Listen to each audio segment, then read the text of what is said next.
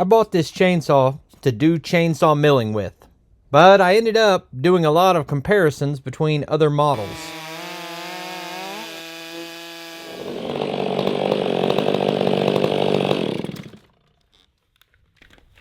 That's how a saw is supposed to run.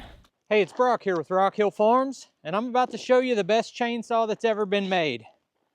And I don't normally make strong statements like that, but in this case, I think it's justified.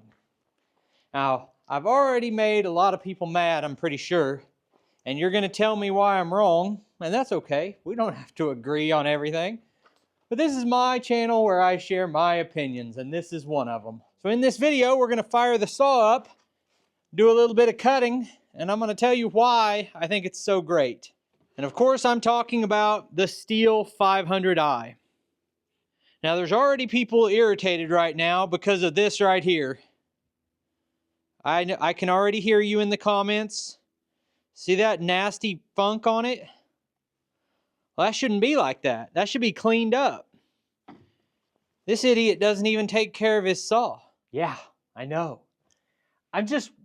So I don't use this channel to try to impress people. What I can tell you is I'm really hard on stuff, and I've had this saw for 4 years, and I've used it a lot, and no matter what I do to it, it's super easy to start, runs great, and I've taken in this saw around to all different people and ran speed tests and power comparisons between this chainsaw and a lot of other chainsaws, and I'll show you all of those. But honestly, it's really not even the speed and the power that makes this thing so great. It's the performance, the reliability, and how lightweight it is. Now, we're going to get into all of that. I'll give my closing thoughts, but right now I want to show you a cold start. The saw is barely taken care of. I leave it out in the freezing cold most of the time. Last time I ran it was, I think, about a week ago. I started up, did just a little bit of cutting, but we're going to fire it up right now. I'm going to make some cuts, let you watch how it runs. Then I'm going to show you why I think this saw is so great, and then I'm going to tell you why I think it's so great. Oh, but I guess before anything else, I'm going to put a new chain on it, because every video, no matter what I do, no matter who sharpened the chain or anything else about the chain, people say the chain's dull. That's because when you're at a distance, it looks like sawdust coming out instead of wood chips, but I'm just telling you, it's a perspective of the camera to always think the chains are dull. But to control that variable, we're going to start with a brand new chain, so there can't be any speculation about if I did a good job sharpening the chain. It's new chain's cut, pretty darn good. I want to throw one more comment out there while I'm putting this chain on, and that is that I have no reason to come out with a strong stance like this. All it does is get me criticized, and I'm not affiliated with Stihl. This isn't a sponsored video. I don't have a link where you can get one of these and I get a commission, nothing like that. I have nothing to gain from this. And really, like I said, I'm just going to open myself up to criticism. What I want to do is a long-term review. I've had the chainsaw for 4 years, and I've used it more than any other tool on my property during that time.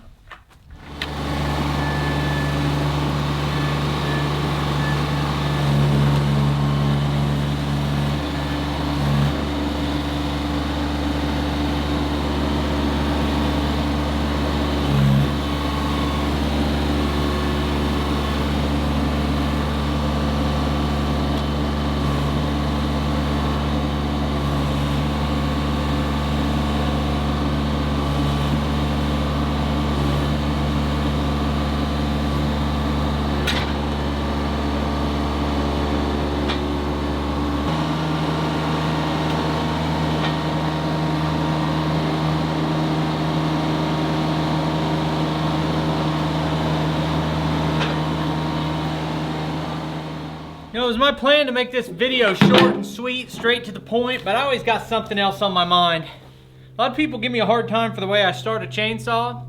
I've done it a bunch of ways. I used to always drop start my saws. Probably a lot of you guys are drop starters. You know, rip it down, hold it up. Well, that's not an approved safety method. I don't care if you do that. I don't care if anybody does that. I did it a lot. Stihl or other chainsaw manufacturers give you two options. One, you pin the handle of the saw kind of between your knees here, and then you got a straight arm right here holding it still, and then you pull the rope. To me, that's super easy. It's safer. I didn't think I would like it. It seems stupid, but I do like it. The other way the saw manufacturers tell you to start the saw is to set it on the ground, put your foot on it, and pull. I don't like doing that. It feels more reckless to me, honestly. But it is what it is. So we're gonna follow the instructions here. We push down the decompression valve, hit the primer. Some of you guys will say this isn't a great saw because it has a primer, but it's fuel injected, that's why. It doesn't have a choke. See how many pulls it takes.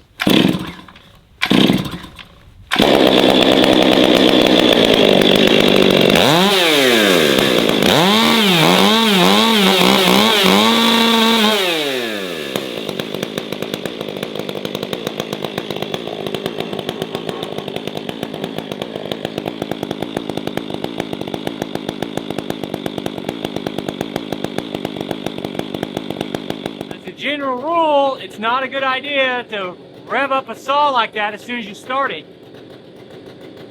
But I had someone telling me that a Stihl saw won't rev like that as soon as you start it. Well, this one sure as heck will. The instant you pull the cord and you hear it turn over, you can hit it full throttle and bury it into a piece of wood without even warming it up.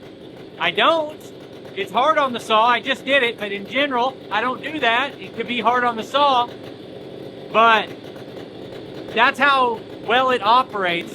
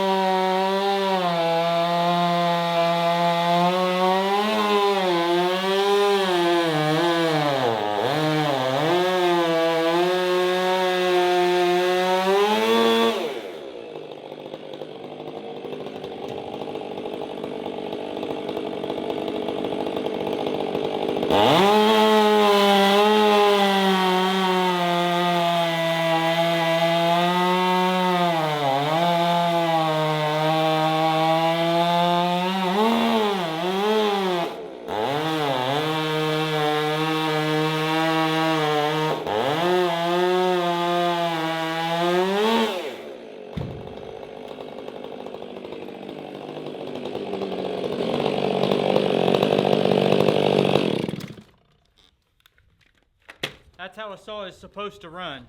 Now you can say that didn't look like it was cutting fast to you, whatever. Let's compare it to a bunch of other chainsaws. Head to head, this saw versus other saws. Last thing before I get into the head-to-head comparisons is I want to show milling with this saw, because that's what I bought it for. And I did a lot of chainsaw milling with this saw in a lot of different configurations. And chainsaw milling is harder on a chainsaw than normal use. And it really held up well to it. And it handled it even using a 36-inch bar a lot of the time.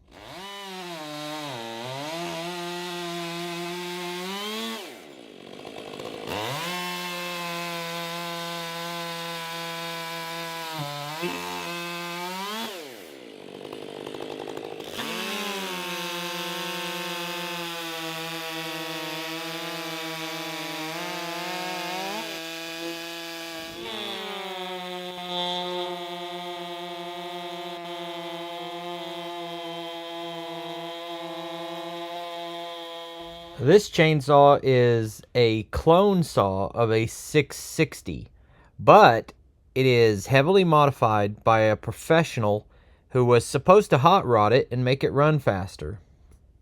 Some people are going to say that I don't have any Husqvarna saws in this comparison, and there are none in this video, even though I've done some Husqvarna chainsaw comparisons. The problem is almost everybody I know runs Stihl saws.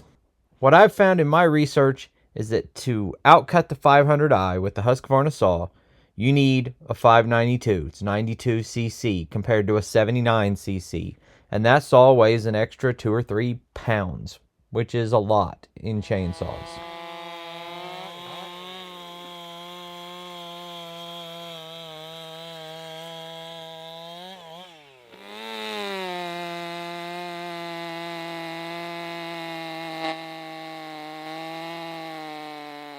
I'm showing several of my chainsaw comparisons here, and I actually did a lot more of them.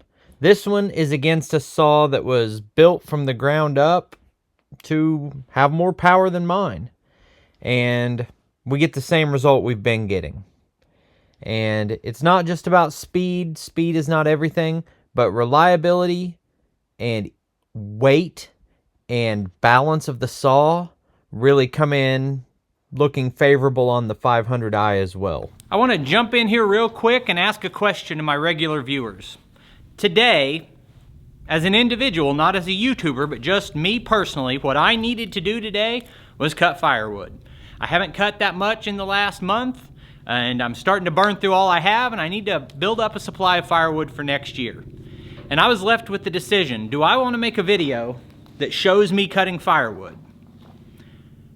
Even though I've made a bunch of videos that just show me cutting firewood. There's no new equipment, there's no new message, it's just a repeat of Brock cutting firewood. I could either make that video, or I've had on my mind for a while that I had a strong opinion about this chainsaw. Would you rather see more videos where I come out and tell you my opinion on something and it's a lot of talking, or do you just want to see me cut the wood? Because I can do either one. And I am doing either one. When this video is over, I'll be cutting firewood. Now, as you can see, in my personal comparison, through a list of maybe, I don't know, 5 to 10 other chainsaws that people said were great, this one cut better and faster than any of them. Now, there's probably plenty of chainsaws out there that will outcut this one. Maybe hundreds of chainsaws. Your old 60-year-old home light or whatever the McCullough, isn't that one of the ones that's real popular? They were a steel frame chainsaw. People love those. They brag about the reliability. And this saw has only existed for 5 years, so you can only have 5 years of experience on it. And you can only brag about 5 years of how long it lasts. It's just how long it's existed. But this has been incredibly reliable, and the difference between this saw and those old ones you're talking about is this is not a heavy chainsaw. So I was struggling a little bit to hold it there, but that's just one hand on the handle with the long bar on it. And it's lightweight, which really matters. And I don't take care of it because I don't even know how to, and I'm just not that guy who is really super thorough with all his maintenance. And I'm not proud of it, I'm just telling the truth about the situation. And every time I've picked this up, every single time in 4 years, whether it's after running it hot, letting it sit for a minute, starting it again, or running it out of fuel and starting it again, or picking it up after it hasn't been used for 3 months and it's been sitting outside, every single time it starts, usually in 3 pulls. The most I've ever pulled this rope was 5 times without it starting on the 5th pull. And that's all phenomenal. And the fact that this saw weighs less than whatever saw you're talking about that will cut as well matters. Another thing that matters is there are a lot of people who watch my videos who don't use a chainsaw very much, don't have that much need for a chainsaw. And for you, a Stihl 262 might be the best saw ever made, because you don't need a saw this big. But if you want a saw that can run a 36-inch bar, is incredibly reliable, super fast, super powerful, will take a beating. I mean, I have abused this chainsaw, and it just doesn't care. If you're looking for that, this is the ultimate chainsaw. And if you buy one today, it'll cost you $1,600. So that is what it is. Take it or leave it. Doesn't make a difference to me. But I appreciate you taking time to watch the video. I'll put links on the screen to a couple more of our videos, and I'll see you next time.